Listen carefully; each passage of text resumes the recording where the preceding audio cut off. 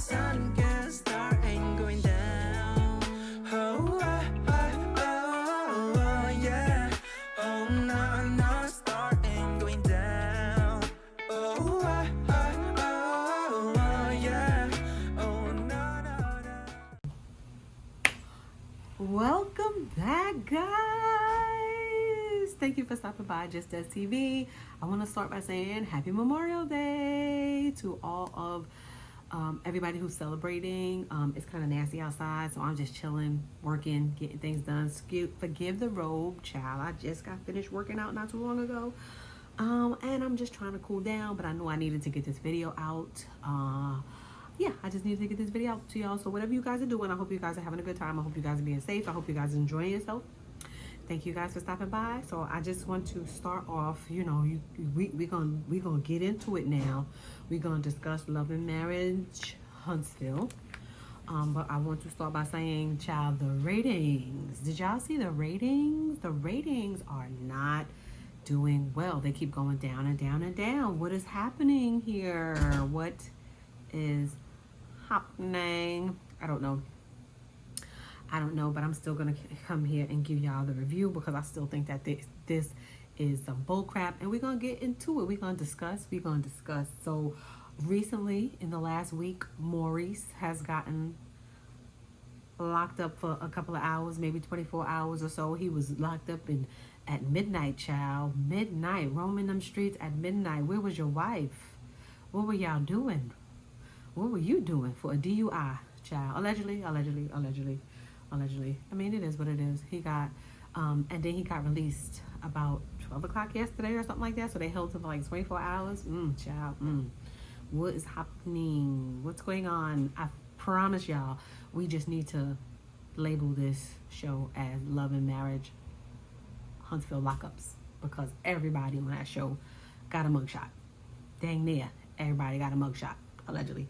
Anyway, and also in Love and Marriage Huntsville lockup news, Nell's son also got arrested, child. I don't know what he got arrested for, why he got arrested, but child, they just line him up, child. Just line him up.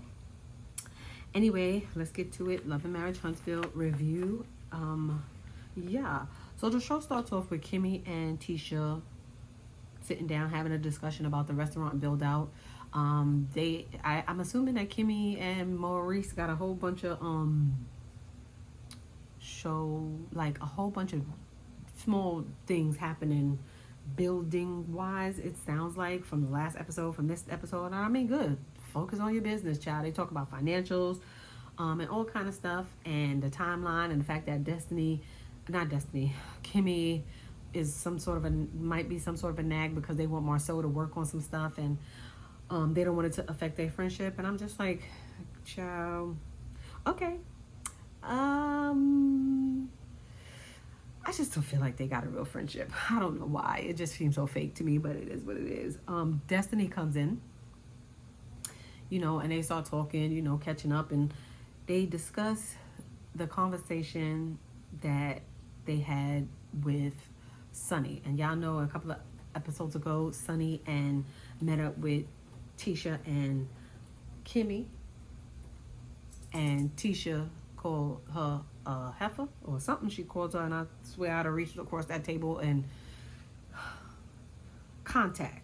I don't promote violence, whatever. It is what it is. But so they discussed that, and they discussed the fact that with Destiny that Sunny was around when Kimmy was diagnosed, so they feel like Sunny had a more closer knit relationship than what they want to admit, or Sunny is admitting, or however the case may be. Is they want to put it out there that she was intertwined more than she keeps saying on the news. So we'll see. They keep saying that Sunny broke the girl code, and not even just a friend code, but the producer code. And I'm just like, if she said they less than friends, then it is what it is. If Destiny want to hold on to the fact that was their friends, but I don't think Destiny could be a real friend to anybody. I don't think so. But y'all drop down in the comments and let me know if y'all believe that. They discussed the meeting that they had with Mel And the fact that Mel was in Destiny's corner, like, that was a little bit messy, which she not necessarily was in Destiny's corner. Mel was just following woman code because it was messy. And everybody knows that Sonny's and Moses' situation was messy. I mean, it is what it is.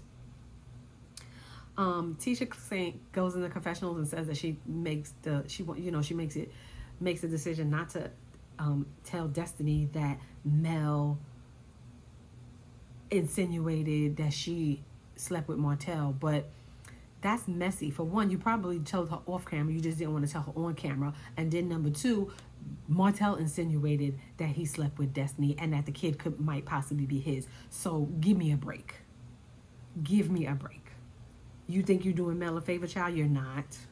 She don't need you to do any favors for her because you're a fake and phony as well. It is what it is, my opinion. Okay?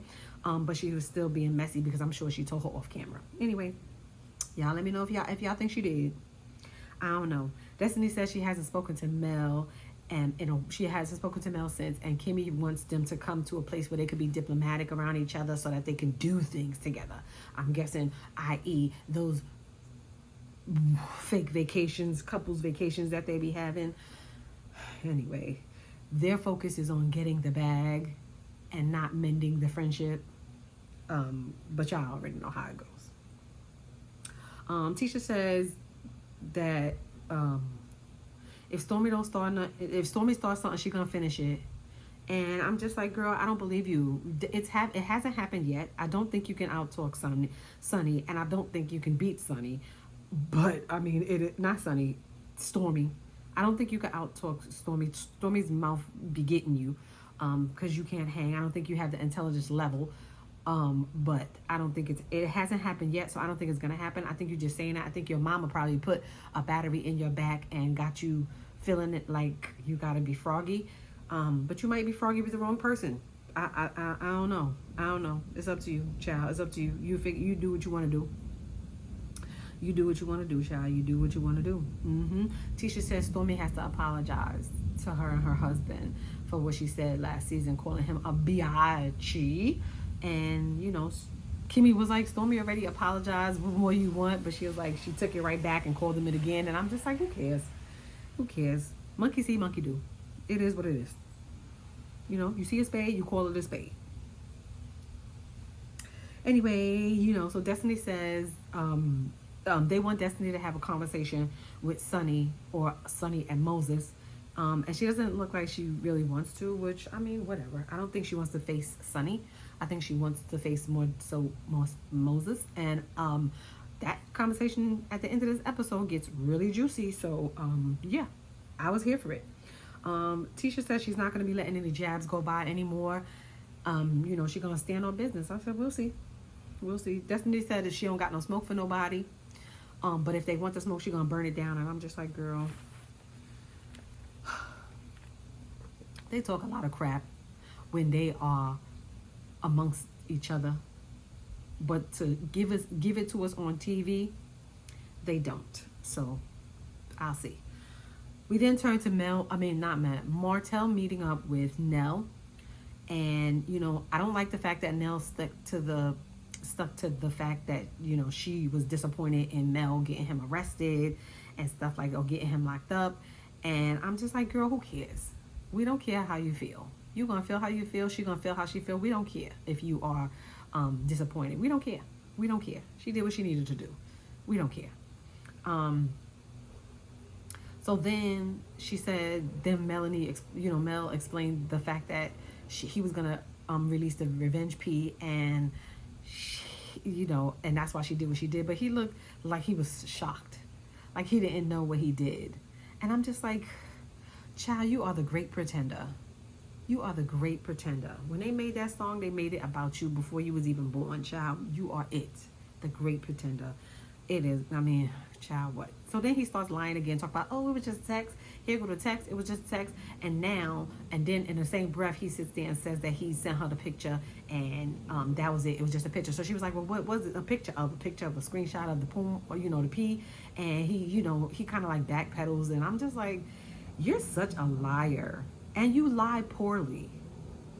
I wish they stopped placating you and just call it out for what it is, which Chris was actually doing. And like, we'll get to that too. Chris was actually calling him out and trying to make him be accountable for his actions, and he was just ducking and diving. Now he's worried about his kids and what they're gonna think of him and how they're gonna feel to him and da da da da da. And I'm just like, you should have thought about them when you was like back then, and you decided to do all of this crazy stuff. You should have thought about them then. Don't think about them now. It's already too late. It's already too late. And I feel like a lot of Nell's opinions is formulated and based on her experiences or what she's going through. And I'm just like, I wish you would be able to separate the two. Just separate what's going on with another party and what's going on with you. It's different circumstances, different situations, and you need to be able to differentiate the two. And I don't think she has that ability. As old as she is, I don't think she has that ability. But it is what it is. Like I said, you know, whatever.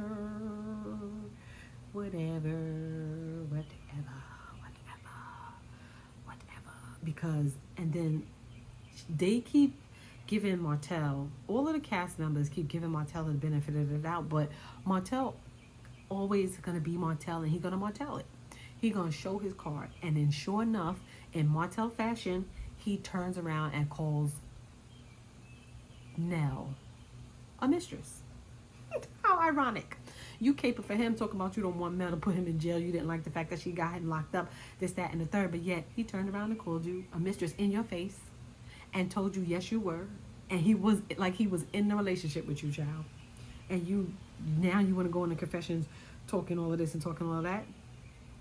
Y'all never going to hold him accountable the way y'all need to hold him accountable, and y'all going to keep caping for him, and y'all always going to be in the wrong, in my eyes. I don't care. It's my opinion.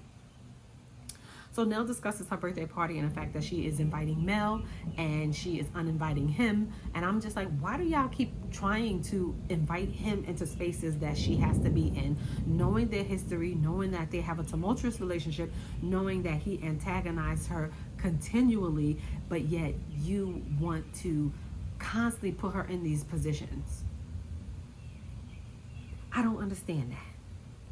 You friends with both of them. You understand what's going on. You're trying to get him to be a decent type of person, and you cannot. Just uninvite him. It's just plain simple. Uninvite him. And y'all need to start believing women.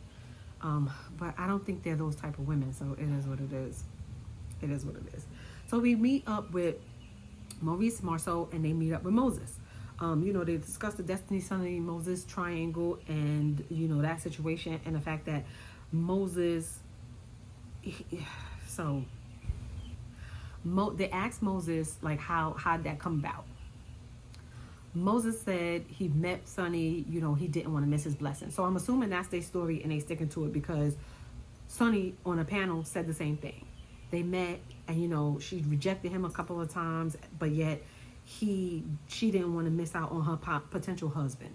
And now he's kind of like recycling her words. He didn't want to miss out on his blessing. So I'm assuming that they had the conversation, and this is the story that they're going to give us throughout the whole storyline and the whole episode, the whole season, and that's their story, and that they're going to stick to that story. And I'm just like, all right, but y'all lies is getting tangled up and it's starting to unravel. And I'll get more to that towards the end of the episode. So Maurice said he should have cleaned it up better, which I agree. That was cleaned the breakup better, like in everybody's eyes, in Destiny's eyes, in Sunny's eyes, and is for him. And I'm just like, I agree with the cleaning up of the part of it, but my issue is with this scene and Carlos is, you are really trying to make it seem like these men on this show care about women's feelings. Because then he says they worried about Sonny's feelings, and I'm just like, since when? This is a joke. Since when do they care anything about the women's feelings? Marceau has showed us plenty of times that he don't care about Tisha's feelings or anything that happens to her in retribution. Maurice has showed that he don't care about Kimmy's feelings because he, all he wanted to do is bang it out, and she was recovering from cancer, and she got to lay down and take it. So he don't care about her feelings. I don't know Moses that well to know how. He couldn't even show up for Destiny not one time. All the time she was dating him on the show. So I don't think they care about anybody's feelings. And for them to sit there and try to make it seem like they care about Sonny's feelings is laughable. It's laughable. It's laughable. More so keeps alluding to the fact that him and Tisha almost broke up. But we never get to hear the full story.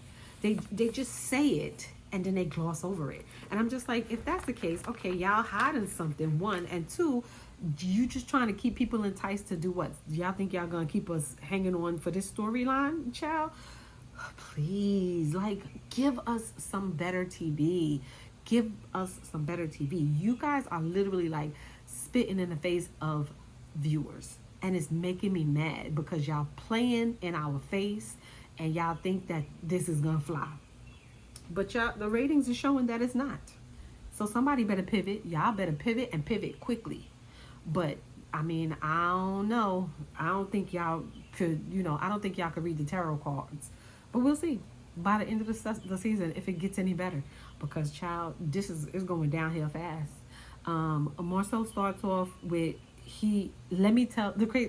Marcel starts off with, let me tell you something that I've never told anybody before. And then he turns around and says the last person I told this to was Martell. Which one is it? You never told it to somebody, or did it the last time you told it to Martell? I think you said it the last episode to Martell. So who you kidding? Y'all can't even keep track of y'all lies, which is ridiculous. Like, y'all can't even keep track of your lies. Get it together. Y'all might think that the viewers are silly, or, the other S word. I just don't like to say that word. But we not. We pay attention. We remember. We clock it. We clock the foolishness that comes with y'all. You can't even keep up with your lies. None of y'all. None of y'all. Because Moses gets caught up too. But we'll discuss that down the road. They think that him and Sonny should meet with Destiny and get Destiny and have Destiny bless the union. Then it'll be all good with the fans. Maurice said this out of his mouth. I was like, again, y'all playing in the viewer's face. Y'all think that we stupid? Y'all think that we stupid? This is Destiny's storyline. This whole Sonny and Moses situation is Destiny's storyline. You think that she's going to even bless the situation? And you think that we even care whether she blessed the situation or not? If we peep it as being mess and being messy, then that's what it is. We don't care whether she agrees to the situation or not, because at the end of the day, they're married. So nothing's going to break that. Nothing's going to change that because they're married. But we don't need her blessing to see bull crap when we need to. So for you to even fix your mouth, even say that, I don't even understand how the editor could sit through the foolishness that these people are giving. Marceau says Maurice is just like Martell, stubborn in all aspects, and they gonna be in the same boat. And they just might. But we're gonna have to stick around and see. We're gonna have to stick around and see. Marceau and Maurice really thinks that the viewing public does not know that how this Sonny and Destiny and Moses situation played out. Even if we don't know all the details, we're savvy enough to put information together to decipher what transpired. And we know what a timeline overlap is. We know characters of men that do certain things and behave certain ways. We can piece all of that together without knowing the full extent of the situation. I just want y'all to know. Moses doesn't think he owes Destiny anything at this point, and he says he's working on having a child with Sonny. They did IVF right after.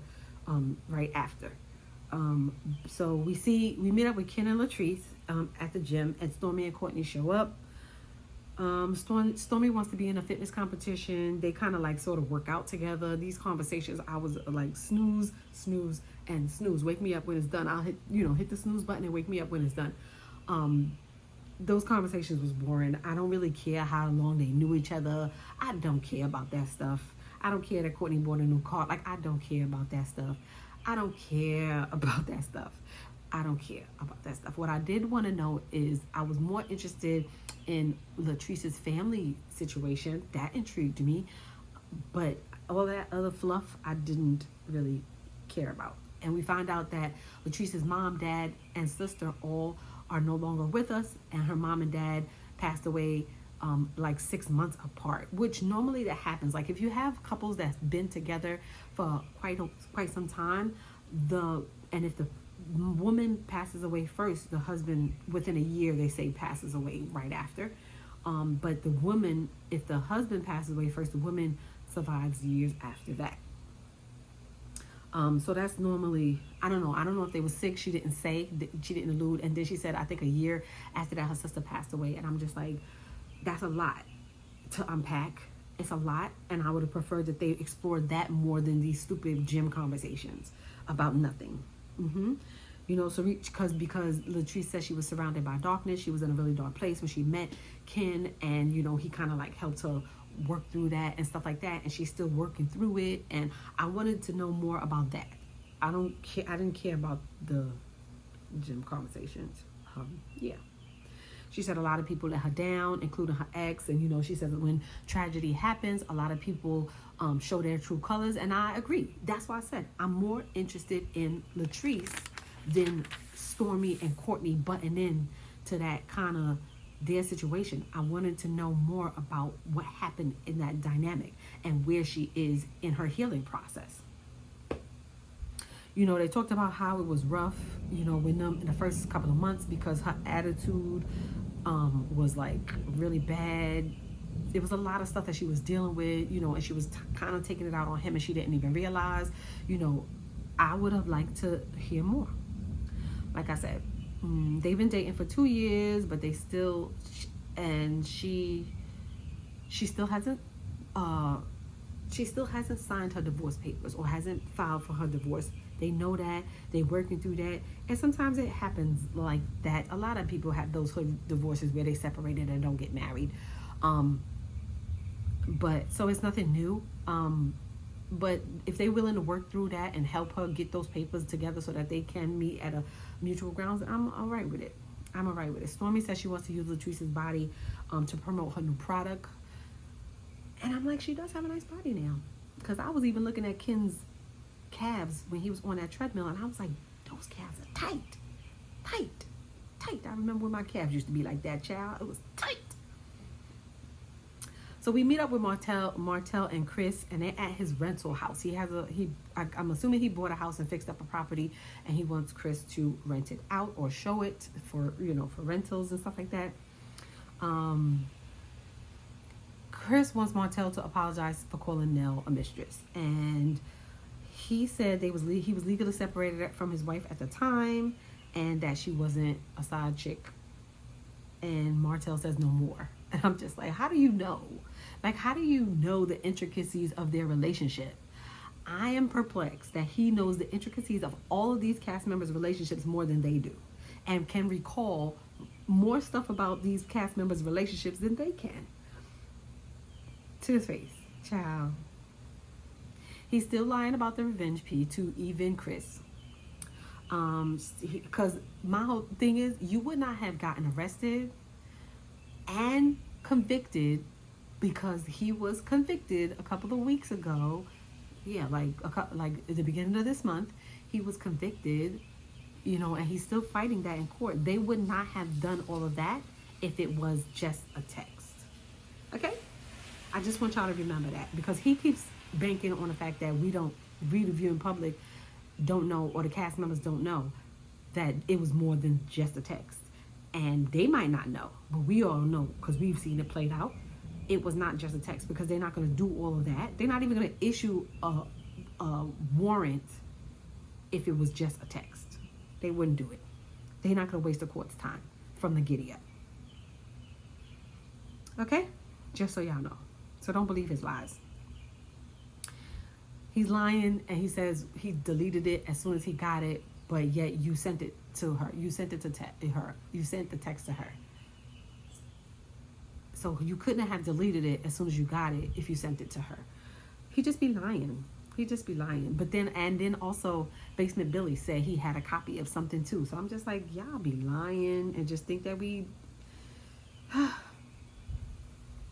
lying. He's still placing the blame. He's still placing the blame on Mel in his conversation with Chris. Chris is trying to give him ways out, trying to make him see the difference of what's happening, and he's still placing the blame on her. He doesn't want to take accountability for his actions, which he's never gonna do, because that all the people around him, they give him wiggle room to escape with excuses. Chris asks if he thinks he owes Mel an apology, and he still says no. He still says no, he doesn't. He's still saying that she does, and then he does one thing and everybody goes crazy. And that's not true. It's the other way around. But he gonna see how he gonna see it how he wanna see it. Get out from there. Sorry, my cat is trying to knock down my TV. So Destiny meets up with Moses. And Moses said that they were not together when he got with Sonny, right? He says this to Destiny's face. Destiny, okay, I'll say this. Judging from the conversation, I'm tending to side more with Destiny. As much as I don't like her, I'm tending to side more with Destiny, because Moses couldn't remember his lies either. He revealed that she didn't show up for his birthday, and he felt like they should be friends because of that, because she's not invested more in him. Destiny said that he wanted her to woo him like he was her girlfriend. I mean, and that sounds about right, because we are living in a sassy apocalypse, and we get more feminine features than masculine features, and I'm tending to believe her more. And he seems like the type, because of what he said on that podcast. She didn't show up for him. She wasn't interested in putting her all in him. And I'm just like, were you reciprocating the feelings? I think not. And even Sonny said the same thing. Oh, she didn't know how to take care of her man. And I'm just like, girl, trust me, you're going to be eating those words in a little while. In a little while, you're going to be eating those words. But girl, to each his own. To each his own. So I'm erring on the side of moral. And I don't think that Moses was on the up and up with Destiny. And I'll tell you why. Moses said they both had Destiny's best interest while they were working. And I'm just like, I thought y'all didn't meet while they was working. I thought y'all didn't know each other while they was working. I thought y'all maybe seen each other, and then that was it. So how can y'all both have her best interest while they was working? The timeline is not adding up now, Cersei. You said this stuff. And I just want to know, which one is it? Did y'all meet before, during, or after? Because when you was on the podcast, you said y'all had already broken up. Y'all didn't start dating until a specific time, and then y'all had to notify Destiny. And now you're saying that y'all had her best interest. Are you talking about like when y'all got together? Y'all, or when y'all was gonna announce that y'all was together, that y'all had her best interest? Help me understand what's happening here. I want to know. And then Destiny said that he sent her money in August. I think she said August. And I'm just like, why is everybody sending this girl money? Like, you down bad? Like bad that everybody gotta be sending you money? What is going on with your finances, ma'am, that everybody has to send you money? Get it together. You're grown with a child. Get it together. Moses sent her money in August. Sonny sent her money, and then they have the conversation. So everybody sent her. Mel sends her money. Everybody sent her money. But then Moses said that he sent her money in August, but then he got Destiny's he got Sonny's number in August. That's what he said. He said they met in July. He got her number in August. So Destiny said he sent her money in August. Moses trying to say that they broke up in April. Destiny said that he was loving her until August. He said that, but he was still, hey, good morning, I love you, how you doing, da da da da, all the way up until August. So if you met Sonny in July, and then y'all started dating in August, that was an overlap, sir. But then on a panel, I think they said they started dating in January. So I'm confused. I'm confused at this whole timeline. Just throw the lie out the window. Y'all need to go back to the drawing board and figure out what lie y'all really gonna stick to and come up with.